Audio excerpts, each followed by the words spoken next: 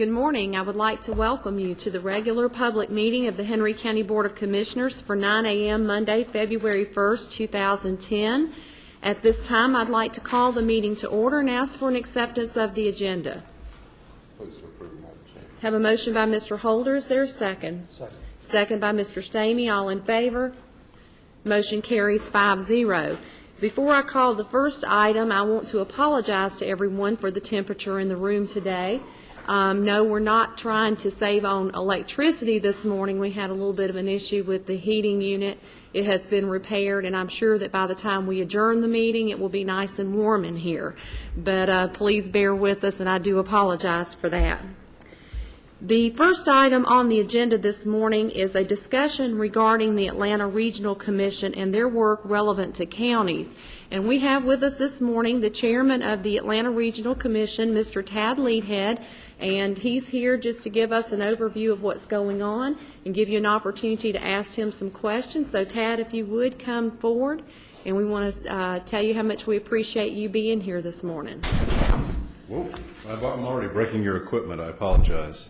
Well, thank you, Chairman Mathis. It's a pleasure for me to have the opportunity to be here to address the Commission and the public meeting this morning. Again, my name is Tad Leadhead, and I am the recently elected Chairman of the Atlanta Regional Commission. I was elected in December, actually took office at midnight on January the 1st, and so I've been in the job exactly 1 month today, following Sam Olens, who was chair of ARC for 5 years and did an extraordinary job of leading the ARC over the last 5 years. And as all of you know, the Atlanta Regional Commission is made up of the chairmen and chairwomen of the 10 counties in the region, including Chairman Mathis, 12 mayors, including the mayor of the city of Atlanta, a couple of special appointees, including an appointee by the City Council in Atlanta, and then 15 citizen members.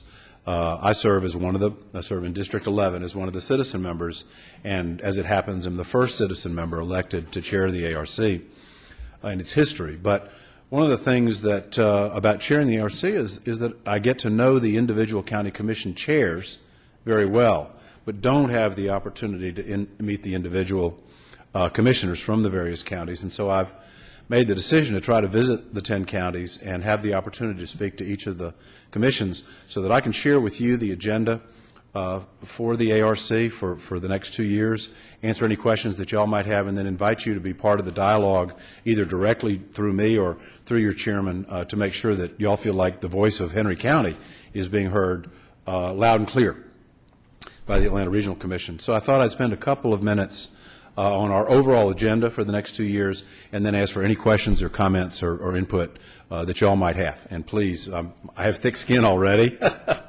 I'm learning quickly, so ask me anything or tell me anything that you think ARC should know, and we'll incorporate that in. But essentially, we have 6 objectives over the next 2 years of the ARC. The first and the highest priority, I think, is water in this region. I'll talk about transportation in a minute, but although everybody complains about traffic and the awareness may not be as high with regard to the challenges that we face on water, we're in a very difficult situation in this region, in this state, as it relates to not only water quality but also water supply. As you all know, the judge has recently ruled in the Superior Court that Atlanta should not be using as much water out of Lake Lanier as it is, and we have until 2012 to fix that problem at the legislative level. It's unlikely that we can fix that problem in that period of time, and a governor's task force has identified 3 areas for addressing water. One is to capture more water. The second is to control the water that we have through a better water management plan, and then finally to conserve water, not only in the region but throughout the state. And of course, the governors are working together around the lawsuit among the three states.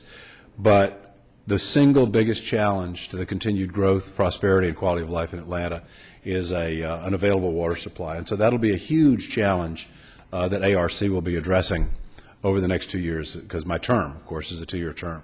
Number 2 is transportation. We have one of the best road systems in the country. We've made massive investments in our transportation system over many, many years in the past, but for the last 10 years, we've made little or no investment in our transportation system in the region, and that's starting to show. Our state is the 49th in terms of per capita investment in transportation, and something needs to be done about that quickly, or we're going to lose market share, and particularly because people are getting fed up with driving in traffic every morning, and we're starting to hear, I'm sure you all hear about it here in Henry County. I think that probably one of our biggest areas of concern is I-75 here in Henry County, the Eagles Landing area, where something has got to be done to increase the number of cars that we can get through that corridor. I know y'all are well aware of that and hear about that every day, and I want you to know that that's right at the top of our agenda in terms of areas where traffic congestion has got to be addressed. In this session, after 2 years of falling just short, we hope to pass a comprehensive transportation funding mechanism that would create about $13 billion in transportation funding for our region. Now, we need $106 billion, so $13 billion doesn't solve the problem, but it certainly allows us to address some key problems, and the ARC would focus on bottlenecks, working in conjunction with Georgia Department of Transportation to try to come up with opportunities for investment that mitigate traffic congestion. And out of that $13 billion, there would be a significant investment in transit, almost $4 billion in transit, all of which I think lightens the burden. The more cars you can take off the road, the better the traffic is around the region. Coupled with that, our number 3 priority is land use. Chairman Mathis has agreed to serve as vice chair of the ELUC, which is our Environmental and Land Use Committee. That committee not only considers developments of regional impact and other land use questions, but we're also working very hard at ARC to couple our conversation with regard to land use in the region, development patterns in the region, with our transportation infrastructure investment. The governor's IT3 plan, which was the McKinsey study that looked at transportation in our region, said that it's a three-legged stool, that 1, we need more money, 2, we need demand management through alternate sources of transportation, and then finally we need to combine our transportation infrastructure with the way we invest in density and the way we invest in land use. And Chairman Mathis will take an active role in helping to coordinate the land use provisions and the transportation commitment that we plan at the ARC. Number 5 may come as a surprise. Number 4, excuse me. Our single biggest department at the ARC is aging services. We provide a broad variety of services to our rapidly aging population. Right now, 1 in 10 people in the Atlanta region are elderly. In 10 years, it'll be 1 in 5. And in 10 years, I will have joined that population as officially elderly. And the needs of the elderly are becoming a much bigger challenge and a much bigger opportunity for us in this region. People are living longer. They want to maintain their quality of life, but things like transportation services, public health services, facilities for the aging where they can live and have access to services but still maintain autonomy, independence, and quality of life, all of these things are becoming more and more important as our population grows and ages simultaneously. So aging services will be a huge part of our agenda, and we'll connect that back into land use and transportation. Because if we can include elderly facilities within our mixed-use developments and provide the elderly with transportation choices other than driving around in their cars, then we really will have made a dent in getting some of the elderly population off the road but into transportation that gets them where they want to go. Number 5, the economy. Although the ARC can't do anything directly about the economy, we do believe that right now, while the economy is at a lull, is a great time to invest in infrastructure, to put ourselves in a position where when the economy does start to come back, I assure you, the reason that traffic is not too bad right now is because unemployment is so high. If the market starts to come back and the economy starts to come back, the traffic is going to get a lot worse very, very quickly, and we can invest now in avoiding that. And then number 6, we're launching an education agenda. The ARC has not typically engaged in the education dialogue. As you know, none of the county commissioners have purview, or the mayors have purview over our education systems. That's done through the school boards. But if you look at the economic development of our region and the planning for our region, making sure that we're properly dealing with education is a very, very important part of that agenda. And John Eves, who's chairman in Fulton, has a passion for education, and he's agreed to start an education initiative, not an education department, but an education initiative at the ARC that I hope during my 2-year term may develop into an education department, where we'll actually have an agenda as fully baked and as important with regard to education as we do with transportation, water, aging services, or land use.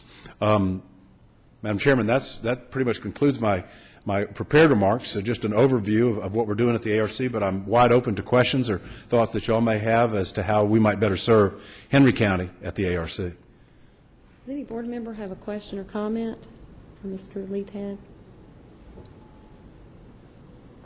No? Okay. Well, I did want to make a comment, Tad, because here in Henry County, we've been very fortunate with our water situation. We've had a water authority that's been visionaries in this, and I know that we had, even during the drought, we had sufficient water in our reservoirs to meet the needs of our citizens for a year if we didn't get another drop of rain. Of course, we know that's not the case, but we're certainly very appreciative of their efforts. But I think it's important to note that from a regional standpoint, even though we don't have an issue with water in Henry County, the fact that there is an issue north of us affects Henry County as well. When people look at the state of Georgia and businesses look to relocate here, they see the water wars going on, and so they may just assume, well, if the northern counties have water issues, then all the metro area has issues, and it could hinder our ability to attract viable businesses to the south side of the county. So it's really not their issue, it's everyone's issue. I couldn't agree with you more. I don't believe, if there's I talk often about the bullet that kills you is the one that you never saw coming. I guarantee you that there's been a CEO in an office in New York or an office in Houston or Dallas who, when given the opportunity to consider relocating his or her business to Atlanta, said, no, I hear they're running out of water over there. Let's not consider Atlanta. And I promise you that CEO in New York or Dallas doesn't distinguish between Henry County, Cobb, Gwinnett, Fulton, in terms of what individual counties have done in terms of their own water quality and supply. They paint the entire region with the same brush.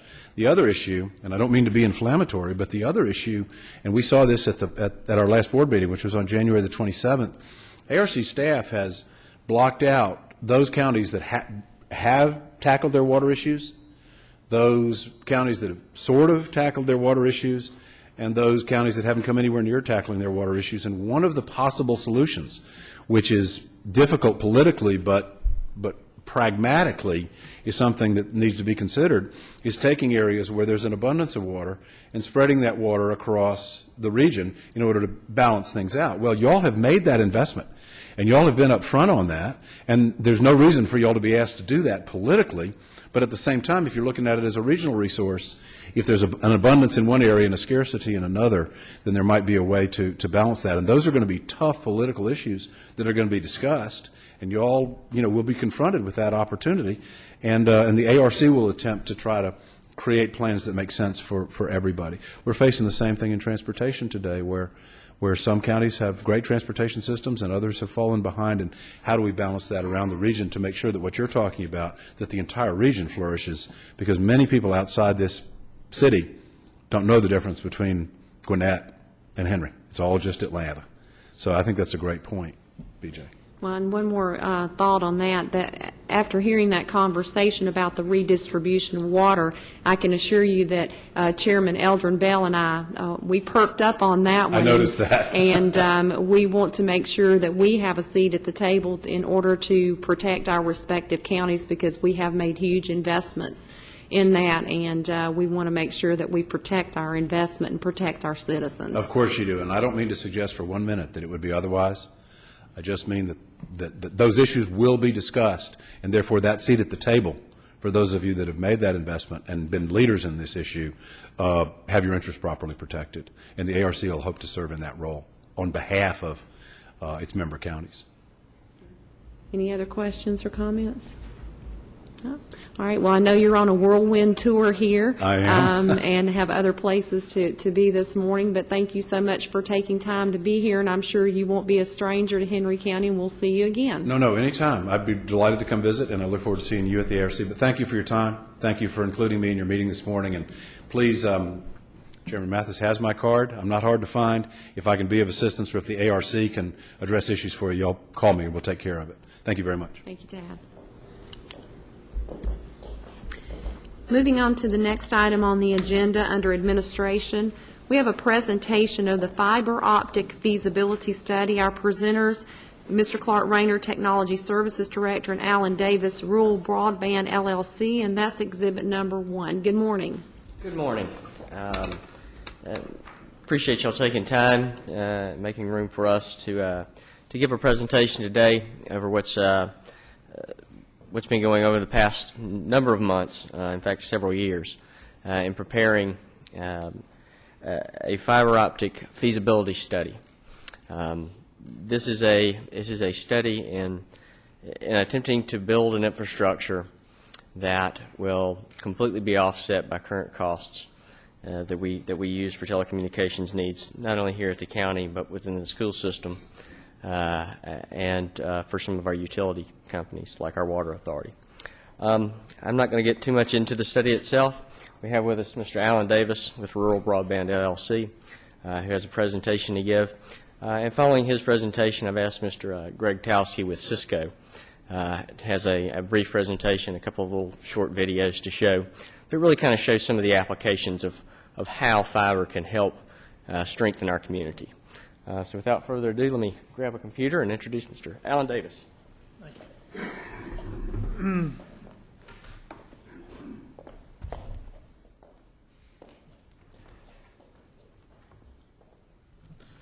Good morning, Chairman Mathis, members of the Commission. While Clark is setting that up, I just want to go through a couple of things. Obviously, when I first came in here in October to evaluate this opportunity, I had some sense as to what the feasibility of it would look like generally. It was confirmed by my findings and the detailed financial projections that I put together. And I think the first thing I'd like to do is, all of you are familiar with me and my experience and background. I don't need to go into to all that again for the sake of being efficient with our time here this morning. Obviously, there's a lot of fiber deployment around the world, and especially in our country, simply because of the demand that has grown to beyond anybody's expectations over the years. I think I'd like to just spend a couple of minutes talking through the actual process that we went through. I know we've covered some of this, but I wanted to bring up a couple of points. As we went through our evaluation of this opportunity, we looked at every single element that's required to actually put together the business case, and the key to that are ultimately the financial projections. So the point that I'd like to make here is, independent of Henry County, completely independent of Henry County, simply because of the growth that you've experienced here in the county and the condition and the capacity and capability of the existing infrastructure and the service rates that are being charged, the business case stands on its own, independent of the county, simply as a good business opportunity where your capital investment and the return is significant. Basically meaning your cost and your expenses net out to a profitable opportunity, independent of whoever is involved with actually operating this thing. And it's, of course, behind that is we have over 200 pages of financial projections which support that through the model that we built specifically for this project. These are the facts. In the financials, in the business case, 180 miles of fiber to be constructed to interconnect government facilities, 51 schools, Henry County department buildings and facilities and utility sites. The services are data. That is all that's spec'd out in the plan as it stands right now. Purely data connectivity between buildings and then access to the internet. Of course, the benefits are we can decrease the operating expenses by 50%, increase capacity 20 times what your current capacity is with the reliability that fiber brings to these facilities as well. And of course, the educational opportunity that could be significantly enhanced, where you currently have 256 megs of service into 51 schools. That's not adequate today, and it's certainly not adequate 10 years from now, or even 10 years from then. It's just not even. It will significantly limit your educator's ability to provide quality education with the tools that are out there now if something isn't done to fix this problem. We've also looked at some real estate, connected real estate opportunities with the folks at Cisco and in both this market and in others. And there's obviously going to be a significant opportunity there for things like energy management. You know, a good example this morning, heat isn't on. You know, if we'd known that in advance, might have gotten in here a little quicker, but it seems like it's warming up pretty nicely. And then, of course, provide a platform for the future, and both in terms of technology and energy sustainability. I was talking to the guys from Central Georgia EMC. They hit their peak demand all time, right? 2 weeks ago? All time. I talked to another friend of mine who operates Diverse Power in the western part of the state, the same thing.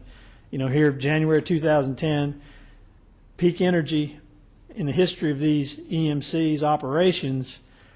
There are so many things that they could do to maintain that and manage that energy usage if they had connectivity and better facilities to actually manage devices.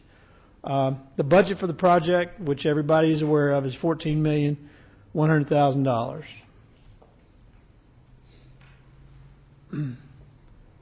What we've looked at initially in terms of a financing opportunity revolves around what are called recovery zone bonds.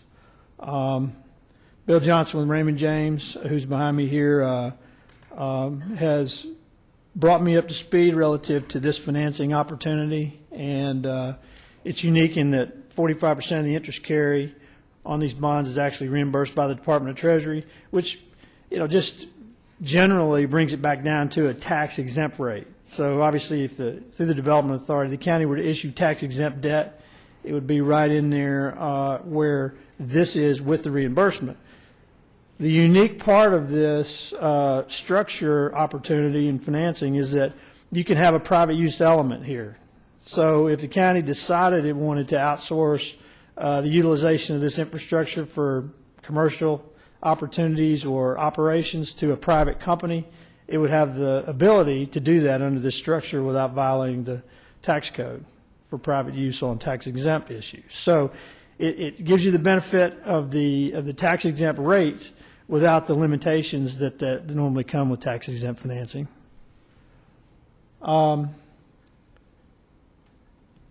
If the county moves forward in a reasonable period of time, it's very likely that service could be turned up in the fourth quarter of this year. Now, one thing that I want to clear up and make sure everybody understands this, there have been some concepts floating around that are not accurate, and I wanted to clear those up. One is that this system will be utilized for cable TV and video services. That is not correct. There's not one single element of video services or cable TV in the project, the plan, the concept. It's not, the infrastructure won't support it. I mean, it's not a ubiquitous system past every home, past every business in the community. It's a very defined network to service just the sites that have been selected, which are county government sites, utility sites, and obviously schools. There's no residential high-speed data opportunity here other than potentially wireless at some point that the fiber optic network could support. And then there's no telephone, residential or commercial service in the plan at all. No cost, no expenses, no revenues. It's not in there. Of course, the next step would be to for the commission to actually approve a reimbursement resolution tomorrow morning, which would give the county the right, if it decided to move forward with some structure, to reimburse itself for any cost incurred. Now, I'd like to just stop for a second here and talk about what I think the county should consider. Obviously, you have a very capable staff. You've got a new county manager, you've got a finance director, you've got an IT director. These people are very capable, very experienced, talented folks. There are several options out there relative to how this thing could be structured, which need to be evaluated and considered. And the county could, for example, go after this and pursue it on its own. Well, the financing structure for that could be different than if the county decided to partner with a private entity or outsource part of the operations and management of the infrastructure. But the point I'm getting to is I would strongly encourage you to empower your staff to come back with a recommendation in terms of structure and financing, because they're dependent on one's dependent upon the other. Depending on how you structure this will depend on ultimately what the financing looks like. Let them come back with options and possibly a recommendation for you to consider. So again, this resolution tomorrow is just simply internal bookkeeping matter to make sure you can reimburse yourself if, in fact, you move forward with the project. It's certainly not approving anything beyond that. This one slide has been circulated around, and we don't really need to get into the very specifics of it, but we've clearly made the case that the current money being paid for internal connectivity services within county government facilities and departments is around $1.5 million a year. And obviously that money is being paid to outside service providers, and none of it's coming back in the form of reinvestment. We're simply showing here that if the county moved forward with this project, either on its own or in partnership with another entity, it could clearly be confident in reinvesting those revenues locally will create a situation which does not have an impact on the general fund in the county or the taxpayers.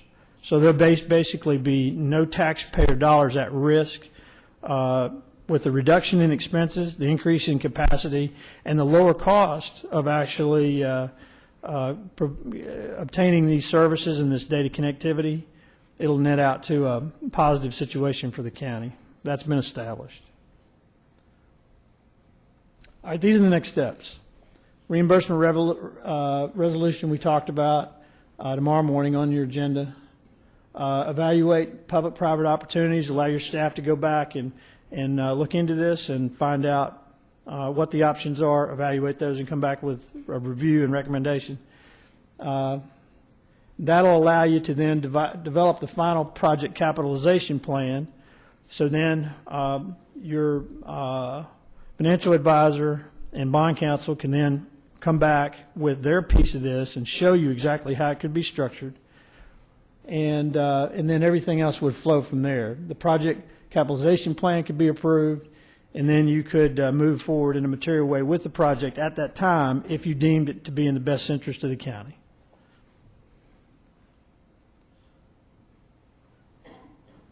And again, the timeline, if the county continues to make progress, it's very likely that by the end of the year you could have customers turned up.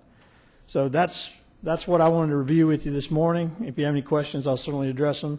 If not, we'll let Greg Towski go through the Cisco information. And also, I do want to say that I would strongly encourage you to look at the 7-minute video that your Channel 14 folks put together. It's very informative, very professionally done, and again, another example of where your professional staff has stepped up and providing information both to you and the public that's worth paying attention to.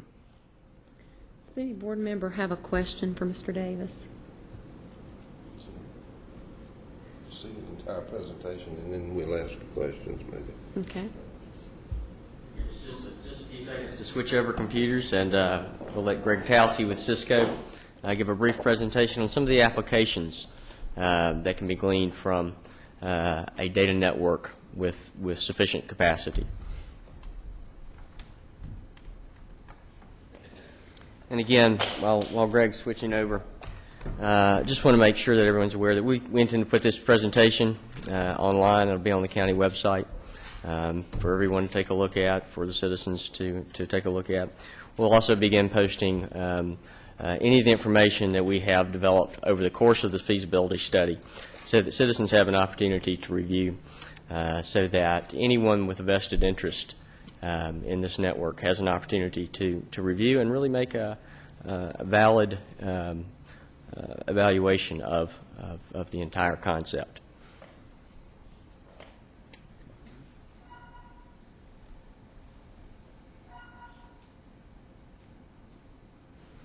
With that, I'd like to introduce Greg Talsey with Cisco.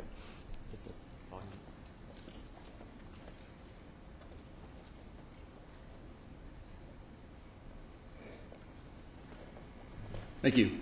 My name is Greg Towski. I'm actually responsible for government and K-12 education in the state of Georgia and the Atlanta metro area. Thank you for your time. I just want to run through just a couple of quick slides. You've heard a lot about what this project could bring to the county in terms of cost savings, in terms of benefits, in terms of capacity. But what I really want to talk about here is not only some of the other benefits of what we characterize as connected community, but talk about enablement. Talk about really what the future of Henry County could look like from a government standpoint and also from an education standpoint. So the next few slides are actually some videos. You may have seen them before. A little lighthearted approach to what we see as the future of broadband and connected communities.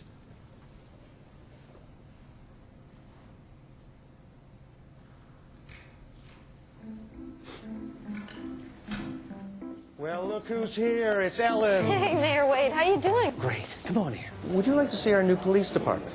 Yeah, all right. Right this way. Here it is. Completely networked. So anything happening, Suze? She's all good. Is that my car? The new community. See it, live it, share it on the Human Network. Cisco. Approach to government operations. Next one talks a little bit more about healthcare and how the nature of seeing the doctor in the future could change.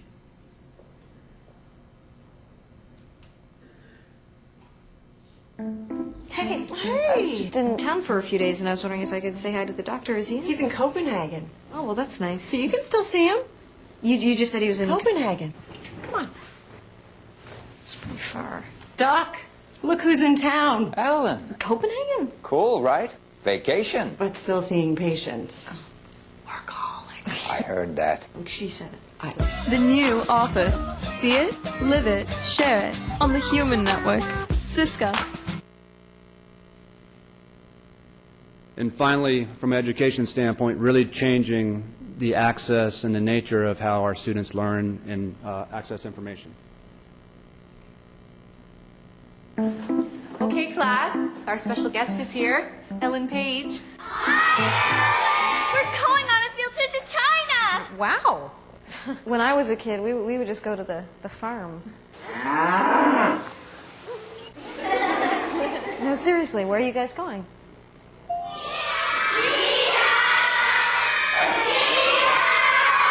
The new classroom. See it, live it, share it on the Human Network. Cisco.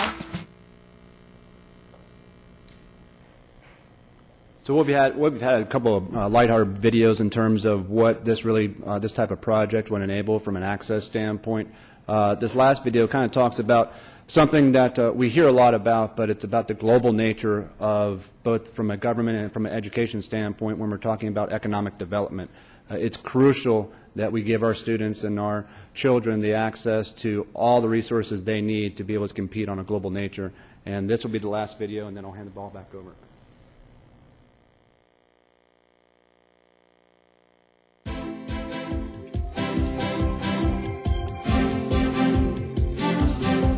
There are a lot of ideas floating around out there, and when someone gets a good one, it is only a matter of seconds before it is shared with friends and coworkers. In minutes, employees around the world are working on it, making a good idea a great idea. It is designed, manufactured, and distributed by the right people in the right places, no matter who they are or where they are. And within months, maybe even days, something new will hit the market and change our lives for the better. The people that worked on it connected and collaborated without getting on planes and for some, never leaving home. Far-fetched? Pie in the sky? Wishful thinking? No. Cisco Collaboration Technologies. With hardware, software, and solutions, Cisco connects people, businesses, and devices on wired and wireless networks. Technology that is bringing us together to solve problems together. With Cisco Telepresence, individuals and groups anywhere can meet virtually, so instead of everyone converging at corporate headquarters, they work closer to home. With Cisco, products get launched faster, knowledge is shared, with less energy. Companies create ideas, not emissions. People work closer, they become partners. No longer divided by borders, but united by technology. So they can organize 1 million acts of green. They can help cities become more efficient. They can provide relief in times of disaster.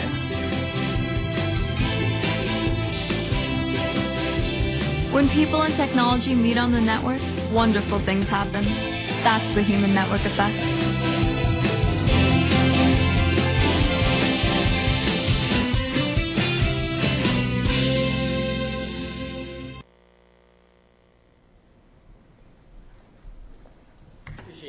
Wanted to give you a brief kind of snapshot of some of the things that are out there, some of the things that are coming. Found it interesting in listening to the chairman of the ARC mention the statistic about the doubling of the elderly in our area. One of the key, or one of the most important things that we see developing out of connected communities these days are actually doing in-home visits, enabling people to be able to stay at home longer because they have that connectivity. They have somebody can, whether it be a son or a daughter or a doctor, can actually stay connected with folks through their office at home. There's enormous healthcare implications to networks such as this that has implications to everyone. And of course, and we're doing it cheaper. If nothing else, I've got Alan Davis and to come back up, and certainly we be able to answer any questions that you may have to this point. Again, tomorrow we are asking for a vote on a resolution that will enable us to narrow down exactly the structure and the financing opportunities, and to continue exploring those options. In no way actually greenlights the project totally. I'd be happy to answer any questions that you may have, and then we'll be around following the meeting to answer any questions as well that individual folks have. Clark, I have a question, and I think sometimes we tend to think that everybody knows what we know because we talk about this all the time, and for several years we've been having the conversation. But for our citizens who may not understand why we're even considering this, what has caused you to move in this direction? Because this is something that you've been working on for approximately 10 years, and what brought you to the point where you realized that this is something that we needed to do for the good of our county? Well, certainly there's a number of issues. Cost control is very high up on that list. We keep seeing our expenses and our budgets having to raise over and over. Every time we add a new building, it's another $850 to $1,000 a month just to be able to turn on the telephones and computers in a new building. We've got 3 new buildings right now that it's going to increase my budget next year. And certainly cost control is there. We're also learning and being able to connect more and more call them devices or opportunities. There's an opportunity right now that we're exploring with Cisco and many other companies as well. Cisco is not the only one, but they certainly seem to have the vision of what's up and coming. But they're calling it connected real estate. But what this really is it's being able to control all of the energy consumption devices, lights, you name it, inside of a building. And not only one building, but groups of buildings, entire networks of buildings, in such a way that you really do get the most money out of the energy dollars that you spend there. I think in some cases they've shown a 20 to 40% reduction in the energy consumption in buildings where this is implemented, and the cost there is certainly it's not cost prohibitive at any rate. There's also, a number of other issues that have come up here in the recent, several years, where we would like to be able to do certain things. Security is certainly a big issue. Being able to install and manage video surveillance systems in some of our parks where there's vandalism taking place, that is certainly an issue where if we had network capability there with sufficient bandwidth, it's very easy and very cost effective to then go put a camera up to monitor and maintain those things. We're seeing more and more legislation that's requiring our public safety folks to utilize more bandwidth intensive applications. The best example there are in-car video cameras that are used by our police officers. The state law requires us to keep any video captured with one of those video cameras for 5 years. So somehow or another that video has to be, captured in the car, transported, and then stored somewhere, and then maintained properly, and then disposed of properly. In an average year, we're collecting almost 6 terabytes. And I know that's kind of out there, but it's a lot. It's a lot of information, and it's expensive. It's expensive to do something with it. To have to store it on a physical disk or whatnot is far more expensive than it would be to store it on a hard drive, or in our case, it's a rather large SAN. A number of issues like that, and certainly one that, after meeting with my counterpart over at the school system and finding out what they're having to do today because of the cost. And it's strictly amount of how much can they afford. And right now they can afford what the state gives them if the state continues to give them anything at all. And then they supplement that with 100 megs on top of that, of what the state gives them, to give them a total of 256 megs for the entire school system. Now, I've heard it been said that, well, I've got, broadband at my house, isn't that good enough? Well, that's fine, but 256 megs divided by 40,000 students is not a whole lot per student. It's worse than any dial-up that anyone ever had. It's horrible. And it's forced the school system into making decisions. And my counterpart, and I know he takes a lot of heat from it, but it's forced them to do things like turn off access to the History Channel, and that limits, our ability to educate our students, and that's certainly a driving factor. And then there's an entire economic development component that we're losing businesses because we don't have sufficient infrastructure in our commercial districts. Hope that answers your question. I did. Any board members have questions or comments? I do have a few comments on this. What has been presented to us, I feel like that there's a lot of it that does make sense. But where I'm having a problem with it is that you said you've been studying this for some 10 years. 5 years ago when the economy was going well, you might could have swallowed it a little bit better. But the deal that I've got and the problem, I see the benefits to it, and I see where that if the government is doing this for themselves, that it could save money in the long run. But we're talking about $14 million that we're going to have to borrow. And I said it Saturday at a town hall meeting, I can buy a new truck right now for 0% interest. But if I can't pay it back, they come and get it. The government, Mr. Davis said that no taxpayers was really at risk. Whose money is it? And at the end, it's all of our money. It is taxpayers' money. And I see somebody told me, said, well, if we don't get it, we lose it. Well, we hadn't lost it because it's not ours to begin with. It's the taxpayers. The problem that I'm having with it is, if we do this, and we go out on this limb and get this money to put this system in place, although I see the benefits that you're saying, and Clark, I've got so much confidence in you, I'm telling you folks, if he said we could take 2 coffee cans and a string, make the thing work, I'd be finding out how much string we need. But at the end of the day is that if we run out of pavement, if we hit the dirt road, in this economy that we're facing right now, how we going to, I mean, then what are we going to do? You know, I don't want to, we look at things to do in the local government to try to improve the quality of life and to help everybody, businesses and everything. But yet if we fail and we can't function right, somebody's got to pay it, and it goes back to the taxpayers. This is what makes me, it's scaring me a little bit about this, the whole deal. I see the benefits of it, but I also see that, you know, 18 months from now we hit a bump in the road and we can't pay it back.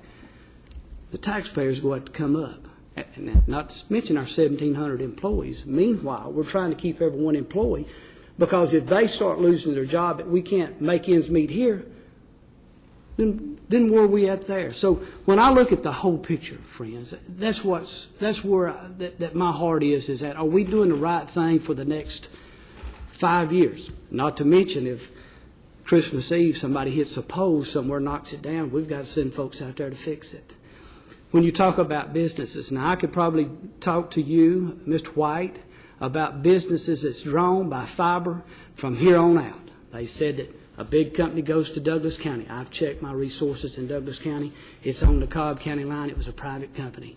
We lost. We didn't even know about the QT facility. They put in fair in Ellenwood in Clayton County. They did the job fair in Henry County. We missed the thing. Do they have their own fiber? No, they don't. So for me, when I look at this, at the end of the day, it's about the money. Now, we've been fortunate enough in this county to get a lot of money in from the federal recovery money, and first one thing and another, and it's been a good thing. We're getting Eagles Landing Parkway fixed, which is a must for this county. We don't have to pay it back, knowing it would go somewhere if we didn't get it. When we get on the hook for something, at the end of the day, if we can't pay it, the taxpayers have got to pay it. So just from my point of view, I do have some issues, and I've got some great concerns about it. If the government was on it, would it save us money in the long run? It will if we can afford it. Just like that new car, I can ride around and it can provide me transportation if I can pay for it. But at the end of the day, if I can't, they come and get it. What are they going to do with us? Your point is very well taken. It's certainly something that needs to be evaluated, and it's something that I think that in between the finance director, county manager, myself, I think we need to explore all the opportunities that are out there and determine exactly what are those mitigating risks. You know, what are the real risks, actual and founded. I would like to make one quick point, though, and that's we're already on the hook for $1.5 million a year. And that's going to be repeated year after year after year. And in fact, it's going to increase, because every time we add a new building, or every time another piece of legislation, changes that requires us to move more data or to store more data, then that need goes up. We've got 3 buildings right now that are in construction phase or that we have purchased that we're beginning to renovate that are going to have to be looked at. What we're paying now, we know where we're at. We know what we have to meet each month, each year. $1.5 million. We know that. If we do this other thing, what scares me in 18 months, like I said, if we run out of payment, we're on the dirt road, then what? 159 counties, there's not a county in the state that has this. There's some cities that's been successful. There's some cities that's had their trials and errors with it as well. There are. But at the end of the day, I just want folks to realize I understand the benefits to it, but the timing is scaring me. If it's good now, 5 years from now, would it not be good? I don't know. I mean, Mr. Davis, you've been doing this. Well, first of all, there's no question that we've been through some tough times, and we really don't know where we're headed. I can speak personally as the largest shareholder of a bank over on the Georgia coast that the experience we're going through right now is unprecedented. However, there are opportunities out there, and the opportunities that could evolve out of this in terms of the county laying the foundation for a business opportunity that others might have an interest in is clearly here. And there may be, quite possibly, some other companies that would benefit from this business being developed that may step up and actually augment and help satisfy some of those concerns relative to the county being completely on the hook for $14.1 million. Now, I'm not here to speak on behalf of any other company. I am here solely and specifically working for the benefit of Henry County and the other parts of the county government here that have retained me for my services. However, I've been told that there have been other entities that have a presence here in Henry County that have an interest in supporting this project, either as a customer or financially or operationally. And allowing the staff to go forward and evaluate those opportunities would then give the county commission the information it needs to make a qualified decision.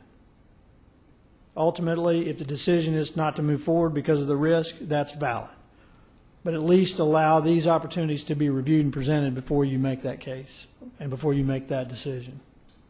I understand about the benefits of having it, like I've said, but what keeps rolling back in my mind is that when we look at the rest of the counties, I know they've had big suppliers that supplied fiber to Cobb, DeKalb, and Gwinnett, and what have you. Bibb County got Bass Pro. You telling me they've got fiber? Did Bibb County supply that to Bass Pro, Mr. White? They didn't. From what I can tell, they didn't.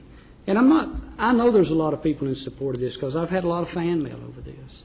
And I'm probably by myself here. I don't know I don't know what the rest of the board is, but that's just, I've got some concerns over it. When we talk about bringing businesses in, now we're not talking about just the government having it we're talking about expanding it and being a service. That's to a degree it's growing government, and personally I have issue with that as well. But that's really all I have to say. One last point I'd like to make. The only reason we're even having this conversation this morning is because the private sector hadn't stepped up and the infrastructure doesn't exist to support the services that we have talked about. It very well could have been the case to the contrary, where the infrastructure was there or there was a plan to develop the infrastructure to fill in the need that's clearly there. However, that doesn't look like it's happening. So the county actually going to the next step to further evaluate this opportunity very well on its own lay the foundation for that problem to be solved. So at this point, the county is not at risk. There is no actual approval of anything other than allowing the staff to go forward to further evaluate this opportunity for the best interest of the citizens here in Henry County. Any other questions or comments? I'd like to make a couple of comments, Madam Chair. First of all, I think it's obvious that there's a need for fiber in the county. I don't think there's any question about that. Now, how we approach that is where the complexity comes from the issue that's before us today. First of all, personally, I don't like the government competing with private industry. If the private sector is willing and able to provide the service, then I think the government needs to stay out. I know we have two EMCs here today with Central Georgia and Snap and Shoals, and I don't know if there's a representative here from Georgia Power or not, but those are people that would be integral players. Why should I say that? I don't think that anything that I have seen that's been presented to us shows what amount of taxes are paid to Henry County currently through the co-ops of those two EMCs and other various utilities throughout this county that could be impacted and a part of the project that we're talking about going forward. It's almost as if we're going to compete with taxpayers that are currently here. As far as, this is a personal opinion of mine, but I would not proceed to a next level until this proposal or this opportunity, Mr. Davis, as you're saying, is presented to the private providers and give them an opportunity to step to the table and make a proposal. If they're high, then that gives justification for the Board of Commissioners to proceed with a government-run business. If we're not, it gives us an opportunity to look and say, hey, we can do this for this. I know a comment, in Clark, I'm not coming down on you on this one, but a comment that was made to me in a previous meeting with Commissioner Beisler was about the service, and that one particular authority in the county was charged a fee to run a service to their authority, and then was charged a monthly fee. Well, I know we have two EMCs here this morning, and I would encourage anybody to ask them if you want to build a service and run a line or extend a service to a business, someone is going to have to pay for it, because that company or co-op is not going to do it. Atlanta Gas is not going to do it. Henry County Water Authority is not going to do it unless someone pays for the extension.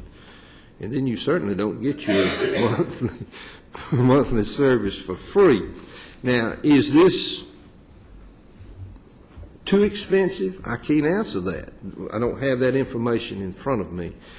But I'm just saying, and I'm speaking for myself only, before I vote on whether the county gets into the broadband business, I want the private sector, the providers, get whomever it may be, I want them to be able to look at the same proposal that we're considering entering ourselves, give them an opportunity to reject, bid on, whatever.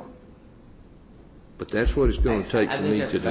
I completely agree. And Commissioner Holder, that very thing is what I was alluding to earlier. Now, since you mentioned Snap and Shoals and Central Georgia EMC, the county very much should consider some sort of arrangement with those two service providers with facilities covering every single part of the county. They have infrastructure, poles, right-of-way.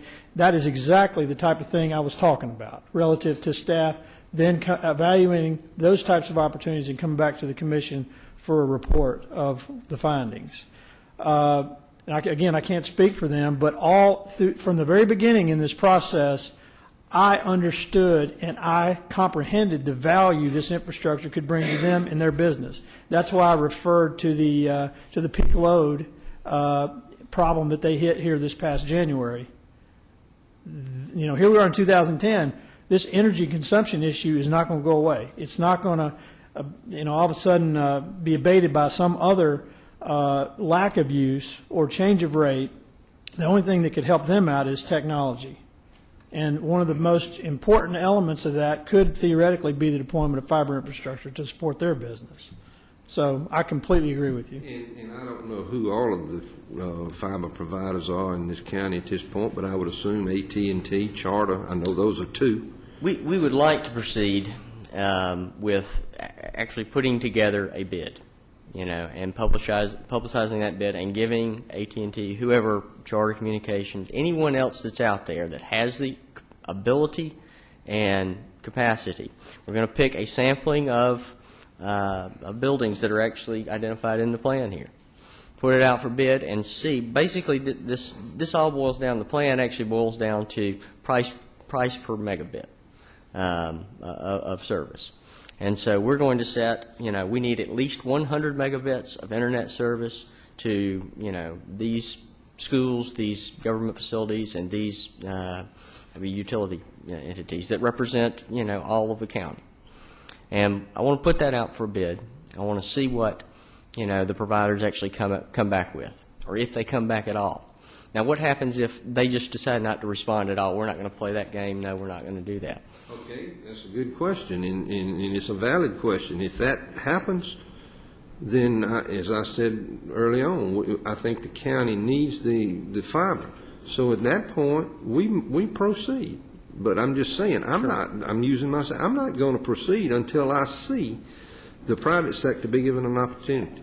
Well, and the reason why that recovery zone financing option is in the financial projections is specifically in anticipation of a potential private use element in the plan.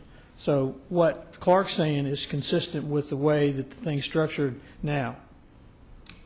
And I don't quite understand that, Mr. Davis, because it's almost like we're reversing things, because we're getting our financing together before we know if we're ever going to even use it or not. It's simply a structure.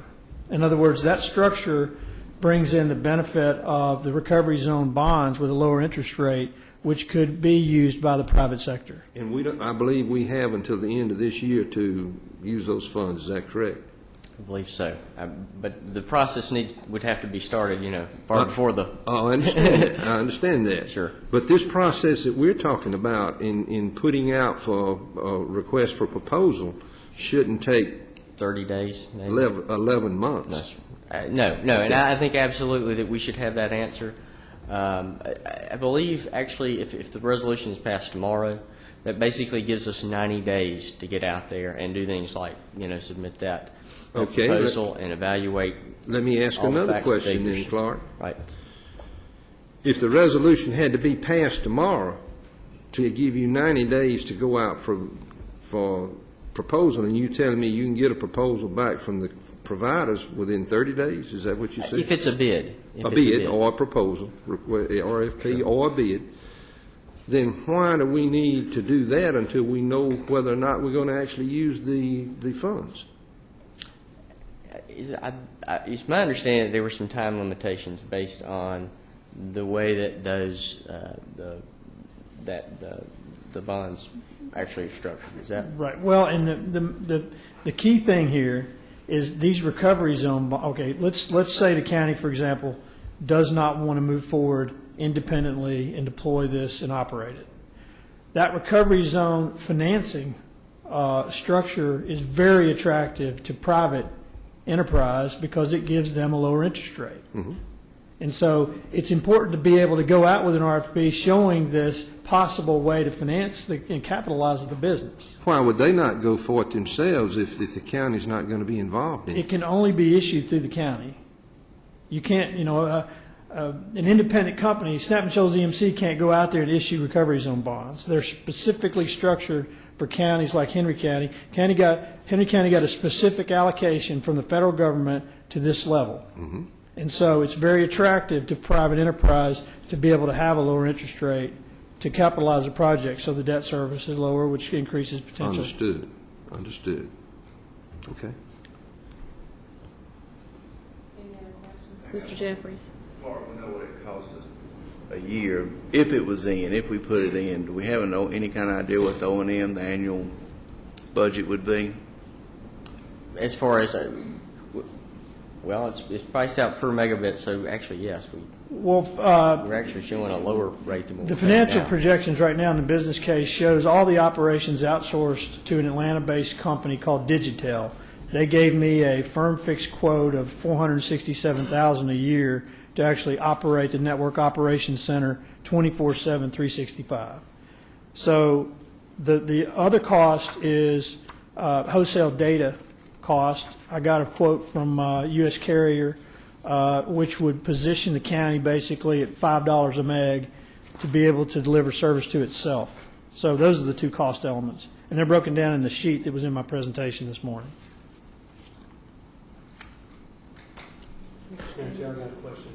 Roughly, one thing I mentioned, the rough numbers are about $750,000 a year, assuming the 100 meg per site data assumption that's in the financials. And some of those are somewhat rough, but they are somewhat refined. But a lot of that's going to depend on exactly how it's structured and how it's run, whether or not, all or part of it is outsourced, whether or not how much of that responsibility is actually assumed by the government itself, or whether or not it's a private entity that does that. So those are the questions that we are seeking to still answer. And one more point there. Actually, when I was running these financials, I wanted to drive that recurring data cost down as low as I could get it so that the business itself sustained itself, covered its debt service and its operating expenses with some margin. So I just kept pushing that rate down to where I got to $5 per meg. So that's not in other words, that's a wholesale internal rate that you would charge yourselves if you were operating this. And it gave us something to show to the Board of Education as well. What kind of question? Mr. Basel asked you a question about concerning Christmas Eve. Somebody hits a pole and takes down a section of the cable. Who's going to repair it? Most likely the service contract provider that is retained to provide maintenance on the system. I would venture to say that that same possibility is true today as well with the incumbent providers. We have telephone poles that get hit just about every day. If it's our private fiber, then it's either myself or our current service contract provider that we retain and keep on contract. We have a service level agreement with that provider. It's Comtech right now here in the county, and they have a minimum of a 2-hour, a maximum of a 2-hour response time to get there and to evaluate it, and then to get crews on site. The same type arrangement would be true in this. I mean, we would have that service level agreement with whoever was retained to manage and maintain the system. It's very little difference than what we see today.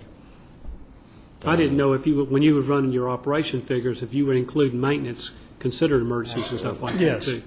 That is included in that. Absolutely. Everything from every connector, every piece of fiber, maintenance, the actual internet pipe to 56 Marietta in Atlanta, to if it can be if it is needed to operate and maintain this data-only network, then it is included in this plan. And again, it's the plan and the financials, the way I do them all, it is independent of the entity that's actually going to be operating them. So I look at this purely from a perspective of this is a new startup business. Here's the capital expense, the operating expense, and the revenue, totally independent from the county or whatever entity. So any business or any entity could take my financials and look at them as a completely separate operating business, separate from the county. So I know the county currently has fiber, for example. I didn't incorporate any of that into the business. I know the county currently has buildings and space. I showed $1 million for a new network operations center in the budget. Again, totally independent from the county operations, and as it stands today, both in terms of employees and facilities. Bottom line is really, I think that we have overestimated all the expenses and we have underestimated revenue. This is, when I say that this is a conservative look at how this system may run and how it may pay for itself, I mean that I think that we're overestimating all of the costs and we're underestimating how much money we're actually spending. Any other questions or comments? Mr. Bowman? I'm not going to say a lot about it because I'm going to probably have to recuse because I'm in telecommunications business with several telecommunications companies, but did have a question there. You say that we're going to have revenue. Is that revenue based from what's charged to what departments? The Technology Services Department here within Henry County, Technology Services Department for the Board of Education, the IT Department for the Water and Sewage Authority, as well as some of the utility companies. Now, we're not going to be charging them any more than what it costs us to operate the system. Is that correct? That's the plan. I mean, that's completely, again, that's something that would, recommendations would need to be put together by the finance director, county manager, and then, ultimately that decision is this board's to choose. Well, I have to be very careful on what I say, but the issue would be, I understand Commissioner Holder's concerned about Henry County government going into the private sector and, operating another business that's in competition with other communications companies, and I think it would be wise to have the others because in several conversations that I've had with some, and I'm not going to mention the names, they weren't contacted, but I don't know whether, that's them not being contacted. I don't really know where they were or not, okay? And a lot of times they're not because until the 11th hour, not from our side, but that's their excuse sometimes for not getting involved, but anyway, just one other question. Rural Broadband LLC, how long have you guys been in business? I've personally been in business in this industry for close to 30 years. And over that period of time, I've had a number of different entities that I've owned, all of which I've been the chief executive officer of since I actually formed my first corporation in 1981. So I actually, not officially, but mentally and in every other way, retired from the industry after over 25 years, after I finished up a project in Glenwood Springs, Colorado at the end of '07, and then decided to get back in the industry last year, and sometime in, I don't know when it was exactly, maybe May, I formed Rural Broadband LLC to pursue these types of opportunities and to also offer my services for those who may have an interest in pursuing them. Thank you. But I will mention that over that 30-year period, I've never worked for any other company other than those that I've owned and operated. Okay, that's fine. Thank you. Clark, I'm going to direct this one based on the comment you just made. We're going to charge what it costs us to provide the service. To governments and educational facilities. Okay, I understand. That sounds good, and I know you've said you've overestimated the expenditures or the expenses and underestimated revenue. But in business practices, if you don't have some profit built into the sale of that, what's going to happen as Henry County's government grows and there's a need to expand or extend lines or service? The school system has 51 schools today. Well, what's going to happen when they have 55 to 60? And you don't have anything in there for capital. Tell me about that one. No, I don't know how you're going to fund it. We are actually, even as a part of that pricing model and that pricing at cost, we actually do have built into that net, positive cash flow to be able to take care of future growth. And then any opportunities that are made available to commercial and industrial uses, for instance, cell towers, those actually add a for-profit margin in there. Okay.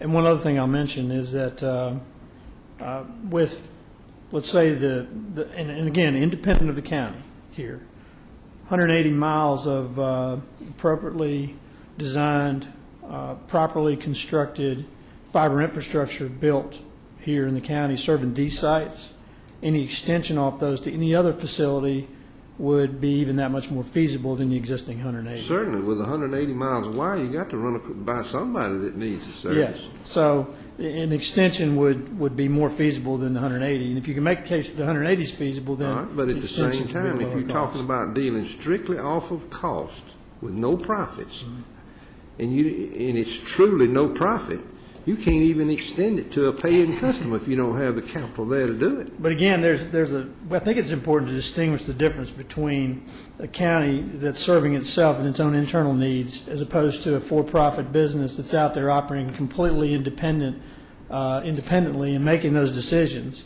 One of the reasons we're here this morning is because some in the private sector have deemed it not to be in their best interest financially to construct these types of facilities or to extend them. And a lot of it's due to the simple fact that they've got other problems, other issues, other priorities in this legacy infrastructure that won't support it. So, it's actually easier in this particular case to come in with a clean slate, establish this new architecture here in the year 2010 with better technology than it is to retrofit the old stuff. Now, let me add to that real quickly, is that the cost for installing and building and maintaining these types of infrastructures have gone drastically down over the past 10 years. So especially like in some of those systems that haven't done so well. They paid too much for it, they didn't run it right, and if they were to do it again today, the cost would be much less than they were 10 years ago. Okay, I'm going to ask another question, and this will be my final question. If 5 years and 10 years ago they paid too much, what's going to happen in the next 5 years where we have paid too much now? Well, I don't know what, okay, I don't know what, first of all, if, you know, keep in mind this, that Charter bought the existing cable TV system here from somebody, for example. That's correct. AT&T bought Bell South. Correct. All right, there is a lot of overhead in those transactions, which would not be on a new startup operation that came in and built from scratch here at cost. Understood. And that's an important distinction to make. I believe the value that we would get over the next 5 years would more than justify any price adjustments. We also think that prices on the maintenance and installation and construction of these networks have kind of leveled off.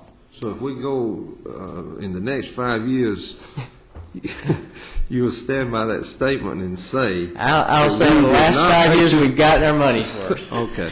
That we didn't pay too much like the people that bought 5 years ago. Well, at least over that 5-year period, we will have invested in our community rather than paying the stockholders of AT&T and Charter Communications that often live in New York and Los Angeles and other places other than our community. We have many taxpayers in Henry County that live, that Absolutely. are absentee property owners that live in New York. Well, absolutely. We take their money, though, don't we? Okay, that's all I have, Madam Chair.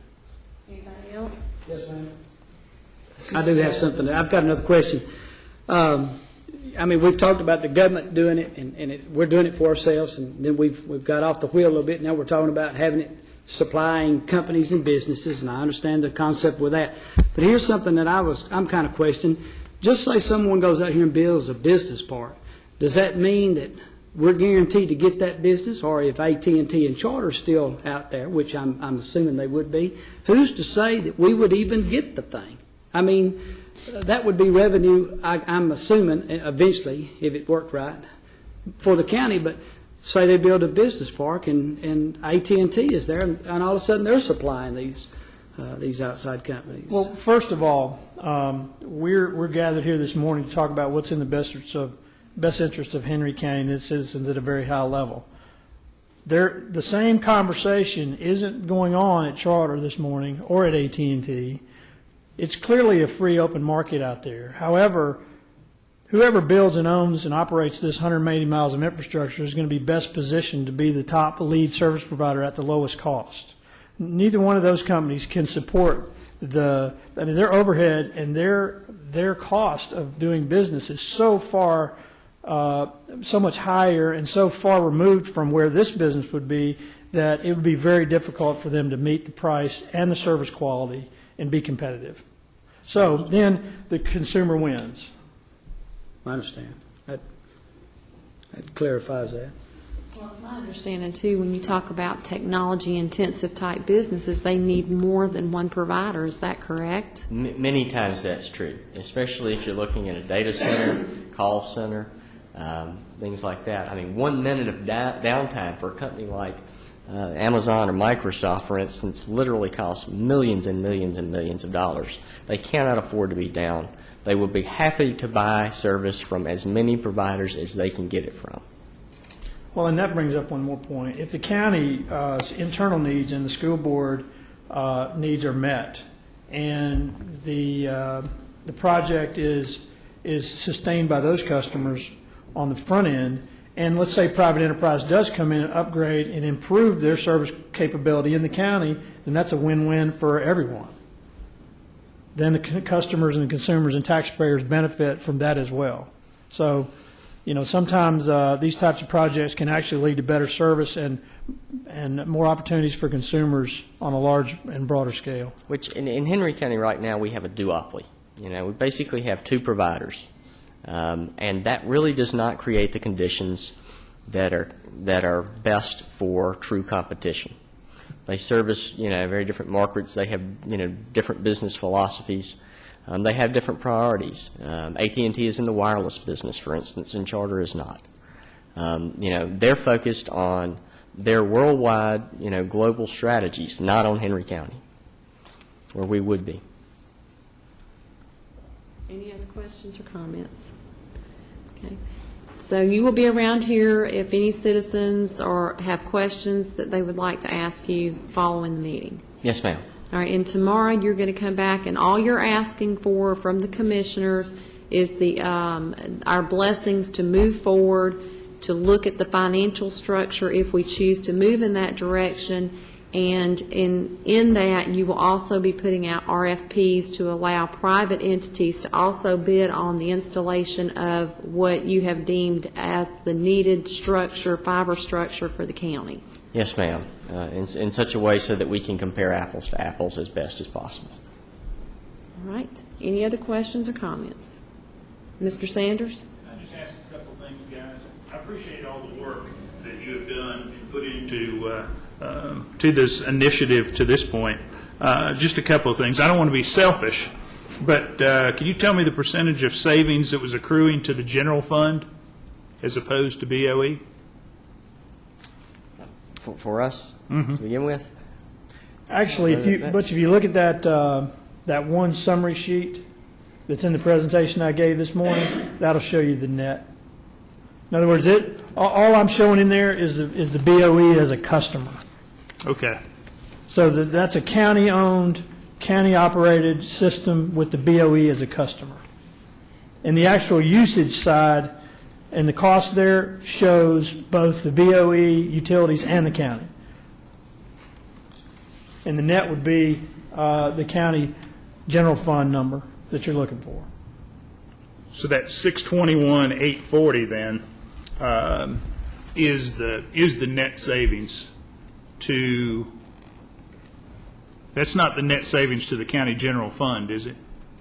No, I don't believe so. Okay. I think the way that we're actually showing it right now is that it equals what we're currently spending. Okay. The plan actually, I believe, we're showing that we're servicing additional facilities as well, so that we're not incurring some of the future costs even that we're looking at on the near horizon. Okay. So that's just a cumulative number. Well, and the other point to be made there is that, for example, and this goes through the whole model to every site, since it's quantifiable right now, 256 megs is the current data capacity that 51 schools have. I'm actually budgeting in there 5,000 meg for them, and the same would hold true with the county. So I don't know what the multiple is. I know it's 20 times for the school board. You know, there's going to be some other add value in there as well with more capacity. For the county, it's roughly 10 times the level of service. And the actual cost savings, if you look at it on a per site basis, is about $350 per site per month. Okay. And the issue with the BOE, is it simply a cost issue, or can the private sector not provide that type of capacity they need right now? I think, it's primarily a cost issue. I'm looking at my counterpart over here from the Board of Education, but it's primarily a cost issue. If they had an extra $1 million cash on hand, that they were willing to spend on this, I think the private providers would be willing to come in and do that. But they just can't afford it at what the rates are. Well, and the infrastructure is limited as well, so they couldn't. If they wanted to hunt, and here's one of the reasons why. AT&T, for example, is selling in regulated T1 circuits to these schools, and their cost per meg is over $280 per meg per month.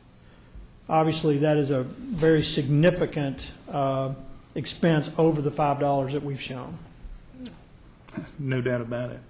And Alan, in your experience, we talk a lot about failed systems. Mm-hmm. In your mind, what's the percentage of failed systems that failed because of their retail initiatives, as opposed to an internal proprietary system like this would be? Well, everyone I've been involved in that hadn't has not succeeded because of poor execution. Every one of them.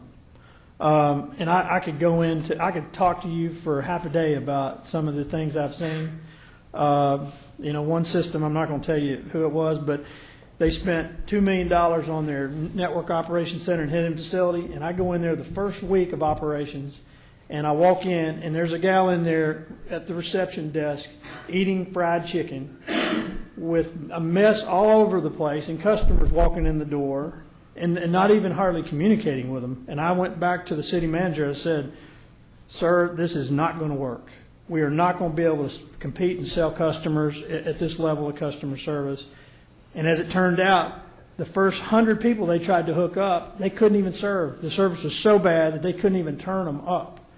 And the reputation spread, and next thing you know, they didn't make their numbers. I could go on and on. But there have been some that have been very, very successful. But I think it's important to distinguish here also the fact that most of the municipal projects out there have been video, data, voice. Cable TV, high-speed data, telephone service in direct competition with private sector past every home, past every business in their communities. That's not what we're talking about here. This is a completely different project. It's a different application. And again, we're not going head-to-head with cable TV companies or direct TV or Dish. It's purely to serve internal needs, high-end commercial applications, and it's a very simple architecture. And again, it's to simply take away the bottleneck you have in that area of your infrastructure in the county.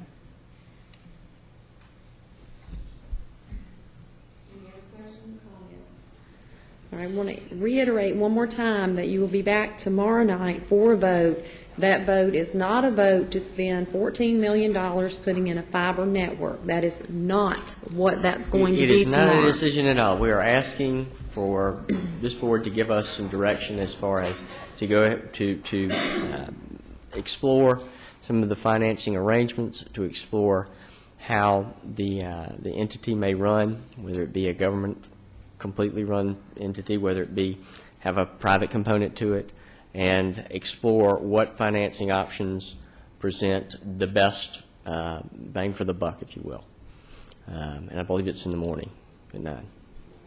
And 90 days, you come back with an RFP. With 90 that days will will include the RFPs that you will seek during that time to compare apples to apples. Yes, ma'am. And we will come back with a recommendation or at least a number of choices, or a small number of choices, which we feel are the best methods and the best structure for owning or operating fiber network.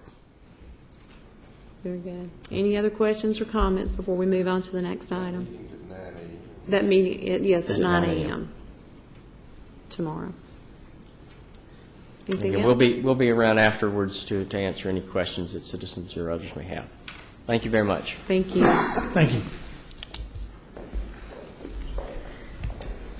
Moving on to the next item on the agenda is under finance, and we are going to have a budget update. Our presenter is Mr. Mike Bush, the finance director. I believe you each have a handout before you. Good morning. Good morning, Chairman and board members. We go over the month of December's financial statements. This is our mid-year point, and I'll start off by saying that the meeting on the 15th, I believe that's the morning meeting, the next morning meeting on a Monday for this month, we will bring our mid-year budget amendment to you.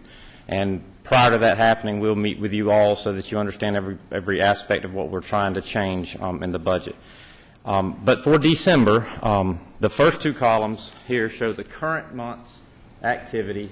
This is the year-to-date activity, the first 6 months, and this is our budget for the year and then unrealized balances for the year.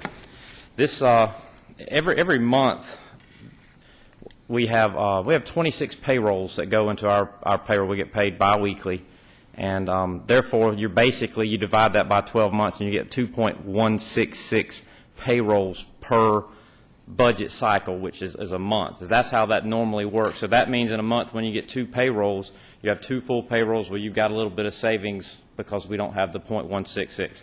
This is one of those months that was a little unique. We had 3 payrolls in December.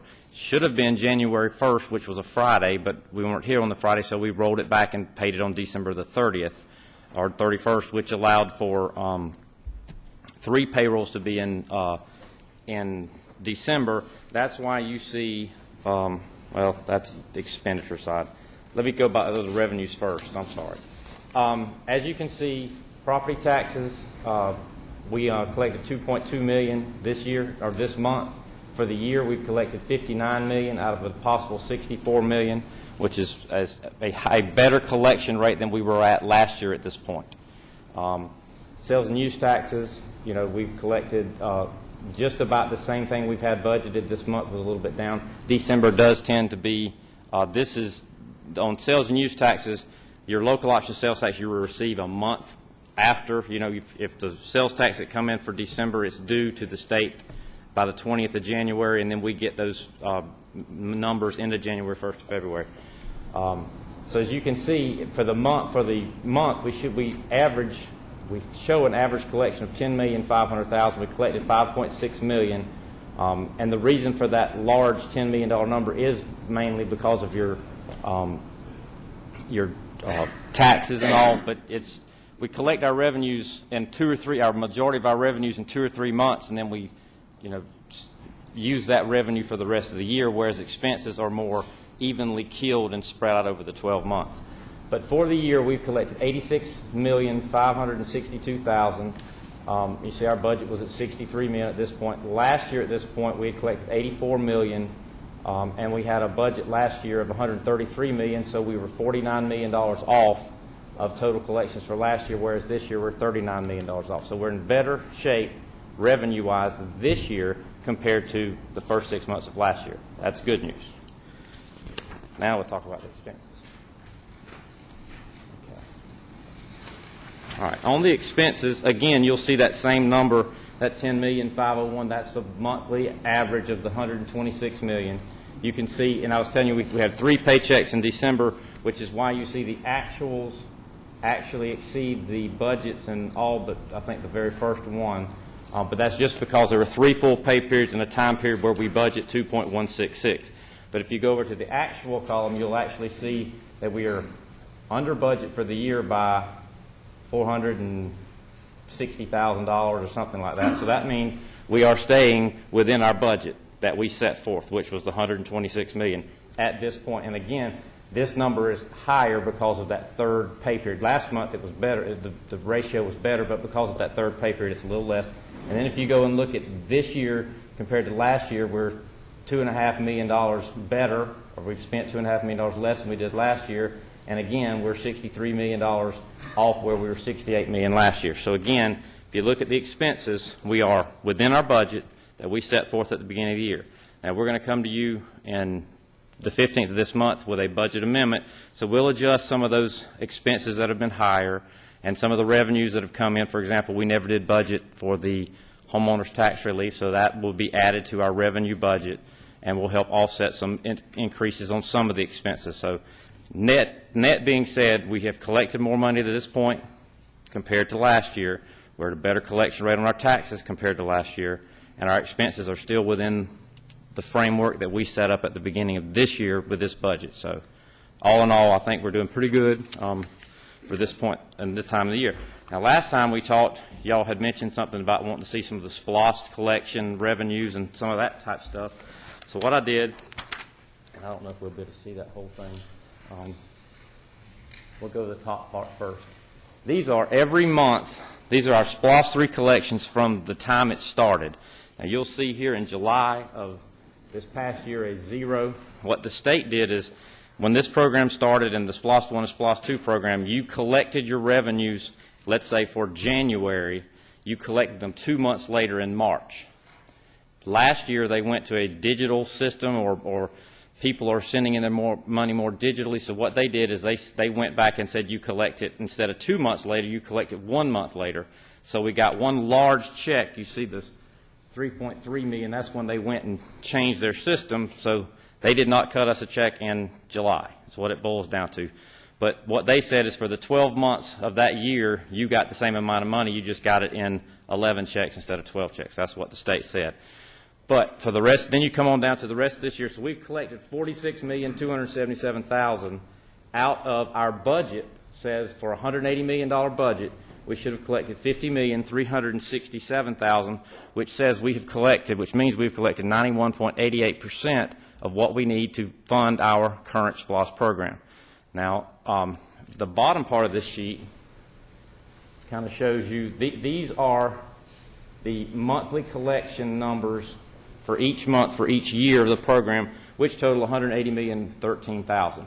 So with the economy beginning to level, let's just say level, we won't even say turn around at this point, with it beginning to level and us having 4.5 more years in this program to see it start coming back up, we still feel pretty strongly that if you've seen an average of 13 to 15 to 20% decreases in other areas, and we are sitting here at basically 10 at this point, we feel like we'll still collect enough money to make our $180 million budget and probably go past that depending on how much we recover how soon. Now, the recovery we've heard or we've seen is going to be more a steady, slower climb than what we've seen in the past, but we still see any climb whatsoever, we're so close to being on target right now that we feel like we're in good shape.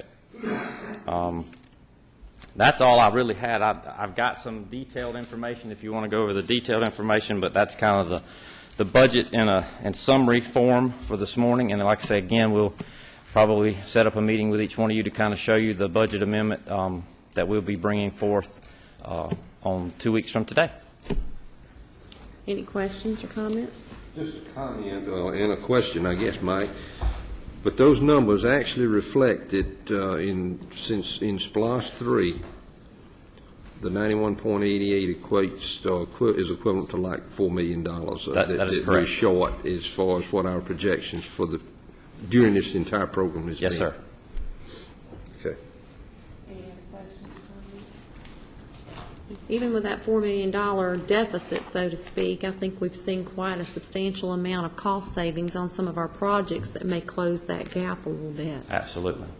Matter of fact, I don't remember any of them that have come across my desk before they come to you to issue the bids and all. I don't remember any of them that actually were as high as our estimated costs. They've all been $200,000 and $300,000 lower. Some of them even more than that, like the parking deck, which is, we already saved $1 million on the parking deck, and right now looks like could be close to another $500,000 savings. So everything right now is looking good in the SPLOST program. Thank you very much. Thank you. Mr. County Manager, any comments for public session? No, ma'am. Ms. Wiley? No, ma'am. All right, we do have one person signed up for public comment, Mr. Bob White of the Henry County Development Authority. And if you would step forward at this time. And I hate to do this to you, Bob, but you got 5 minutes. 5 minutes. I anticipated that coming, Chairman Mathis, so I appreciate the opportunity to be here, and I'm going to be uncharacteristically brief for me. But I'm here representing, I'm Bob White, Executive Director of the Henry County Development Authority, since this is formerly public comment section. Our office is located at 124 West Ridge Industrial Parkway in McDonough. And I'm here to express to you a vote that was taken at our January meeting of the Development Authority, which approved issuing a resolution of support to the Board of Commissioners for the proposed fiber optic study and to the fiber optic initiative. This will be enacted at our February meeting this Thursday and signed, and as soon as that is signed, we'll get a copy of that to you from the Board of Commissioners. But very, very quickly, what we're talking about is infrastructure. When we talk about infrastructure, we usually talk about roads, water, sewer, and over the last 50, 60 years, we really talk about education as being one of that pieces of infrastructure that we look at from the standpoint of economic development. But infrastructure and economic development have always been intertwined. If you look back in the 1800s, what infrastructure was as it relates to economic development was the railroads. That was the first thing that really built what is now economic development, industrial development, the growth that occurred along the railroads to bring goods, services, products back and forth across the country. In the early 1900s and 1930s, we saw the extension of electricity, particularly some initiatives that extended rural electricity or electricity into rural areas. That particularly benefited the South and Georgia, which had historically been an agricultural-based economy. As we tried to move more into the 20th century then and to attract more manufacturing, we were considered what would be today a third world company, and the availability of electricity and to some degree, a lesser degree, the movement of natural gas into Georgia and in the Southeast in the 1930s were the infrastructures that we dealt with. In the 1950s and 1960s, the infrastructure of economic development was the federal interstate highway system. That obviously had huge implications for Henry County and our growth, because we went from being a sleepy little agricultural community that had lost population in the 20s, the 30s, to being one of the fastest growing counties in the country. So if you look now into the late 20th century and into the 21st century, when we're talking about infrastructure, we still got roads, water, sewer, education as a key element there, but we're also talking about really bandwidth. Bandwidth, broadband connectivity is the infrastructure of the 21st century. When we look at the technology-intensive jobs, that is something that obviously has a huge bearing on us. As vital as electricity was in the 1930s, bandwidth is as vital today. And it's kind of interesting. I'm old enough to remember when we first had computers, when I was with Atlanta Gas Light Company for 15 years, and our engineers were saying we would never have more than 3 computers in the company. There was no need for our people to have it. If the people who did have it would be an engineer at one of our offices in there. And I'm reminded of a comment that was made by Ken Olson, who was the CEO of Digital Equipment Corporation in 1977, when he said, "No one will ever need a computer in the home." Obviously, he was very forward-thinking in that. Digital Equipment Corporation doesn't exist anymore, I don't believe, but the Internet certainly does and what it's meant for us. Now, as far as the Development Authority, even though we have this past month issued a recommendation in a form of a resolution to the Board of Commissioners, we're not new to the economic development discussions about technology. I'm watching the clock here. It's moving quickly on me here. But our interest actually goes back in the early 2000s as we began to try to recruit industry coming in.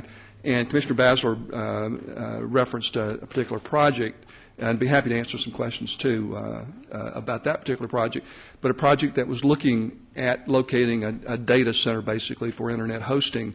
And their requirement was they needed at least 2 redundant fiber suppliers. You ask about redundancy, or someone asked about that in the availability. When they looked at Henry County and our business parks, we didn't have 2 redundant fiber sources. We didn't have 1 redundant fiber source. That wouldn't be redundant then, but we didn't have 1 fiber source. We had 0 fiber in the parks. That situation continues today, 10 years later. That's not the business model of the telephone and telecommunications company. They have stockholders. We have stakeholders in the community. And their model is, if you come, they will build it, if the model is there. Now, I've run out of time in my presentation, but I'd be happy to address questions that you might have, Commissioner Basler, questions about that particular project that located in Douglas County. I'd be happy to address that. That's on your dime to be able to do that, and to also answer any other questions you might have as it relates to our perspective on fiber and the importance of fiber. Does any board member have a question for Mr. White? I don't think so. I'd be happy afterwards to address those issues with Douglas County. We did have an opportunity. Michael Harris was at a meeting last year when we were seated at a table at a Georgia Economic Developers Association meeting with one of my counterparts with the Development Authority of Douglas County, and they talked about that particular project that did locate, that allowed them to attract a number of other businesses in there that have invested well over $1 billion in Douglas County as a result of having the technology. So I'd be happy to talk about that when you have some time. Thank you, Bob. We appreciate it. Upcoming meetings and events: tomorrow, February 2nd at 9 a.m. That's a regular board meeting. Monday, February 15th at 9 a.m. and Tuesday, February 16th at 6:30 p.m. Those are also regular board meetings. On Monday, March 1st at 9 a.m., we will have a workshop meeting, and Tuesday, March 2nd at 9 a.m., it will be a regular board meeting.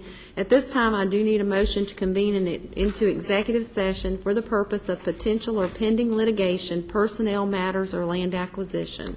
So moved, Madam Chair. We have a motion by Mr. Stamey. Is there a second? Second. Second by Mr. Basler. All in favor? Motion carries 5-0.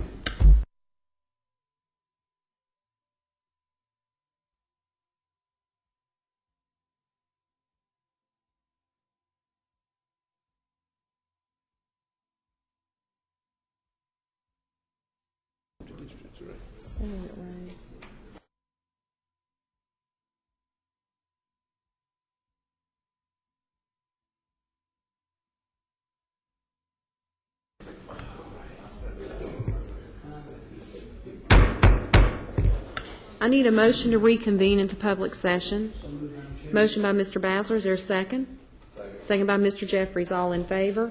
Motion carries 4-0. I need a motion for an approval of an affidavit and resolution pertaining to executive session. So moved. Motion by Mr. Holder, is there a second? Second by Mr. Bowman, all in favor. Motion carries 4-0. I believe, Mr. Holder, you need to amend the agenda.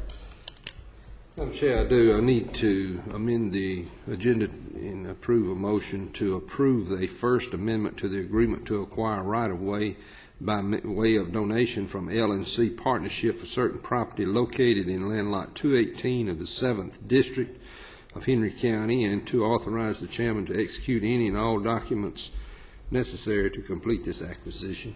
I have a motion by Mr. Holder, is there a second? Second by Mr. Bowman, all in favor. Motion carries 4-0.